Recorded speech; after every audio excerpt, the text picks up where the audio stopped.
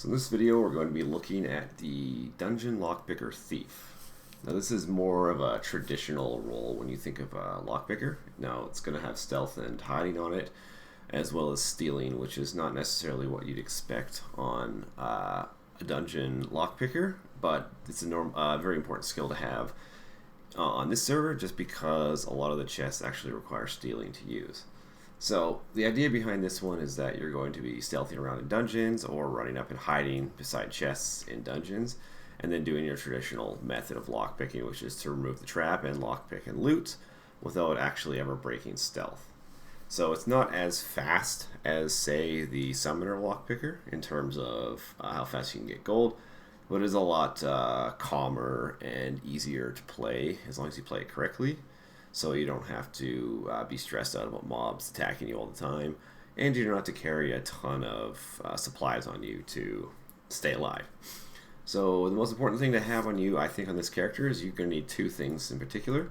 The first one is you want to have an ethereal mount, and that's going to allow you to stealth and not have to walk around with a horse behind you. And then if you want to mount, you can just click on your mount, and then you're going to be mounted. At which point then you can run at horse speed as opposed to just running speed. The second most important thing to have is invis pots on you, and this is generally because if you're stealthing around a dungeon, and for example we'll just go into deceit here and I'll show you.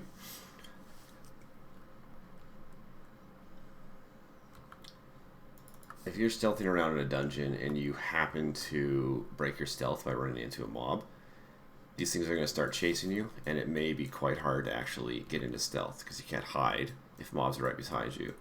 What you can try to do is to juke around a corner, because if you can break line of sight then you can hide, but that doesn't always work.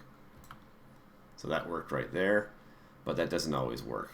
And so you're going to start losing health, and if you get too many mobs, especially hard ones on you, you're going to die. So that's when the invis pot comes in. If you're stuck and you can't actually get away from the mobs, you can just invis pot.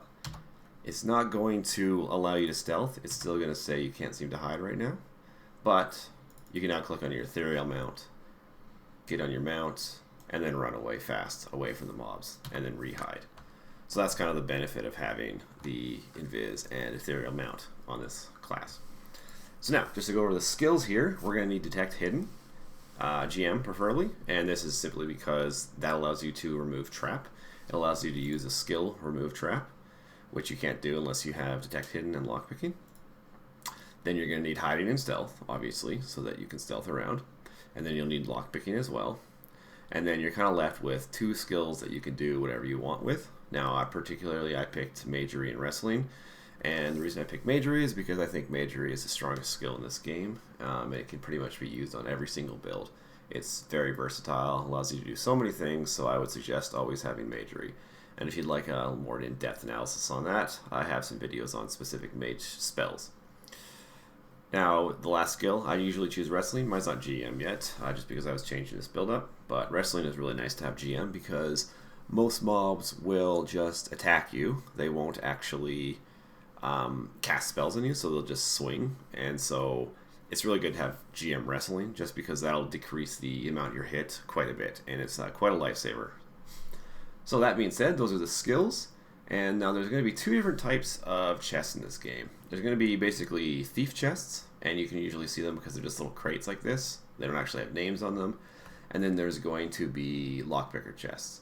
And I believe there's some in this dungeon. We'll just run to one of those right now.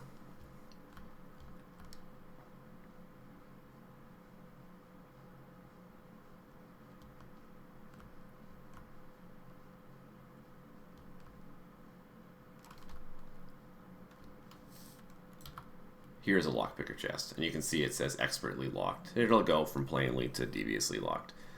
So how this works here is, you could have stealthed this, or you can just run and hide, up to you. But you're going to first unlock the chest like that, and then you're going to use your remove trap skill, and that's going to disarm it. And now you can just loot the chest, and you can stay in stealth the whole time. Now, just for the sake of speed, I'm going to run to the next one, but you could stealth each of these chests if you want. So we'll run back to one of these thief chests, and we'll just see how that operates here.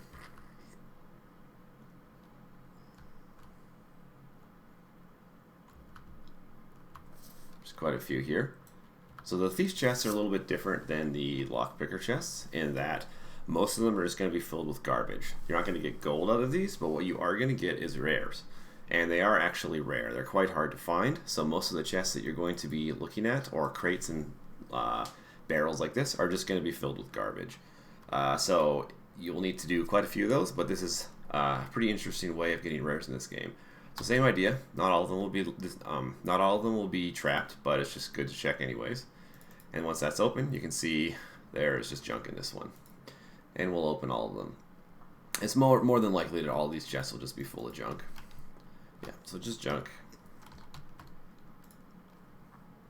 The items, the chests can have up to 3 items in them, and all 3 of them could be junk, as you can see here. There's nothing special in any of these. Oops.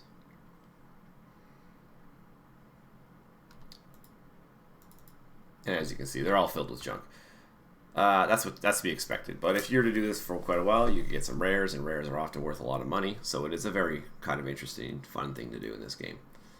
Now so this is not why you need stealing. So as you can see, I have these chests open, and sorry about the graphical glitch here. Normally you would have a background, but for whatever reason it's not showing.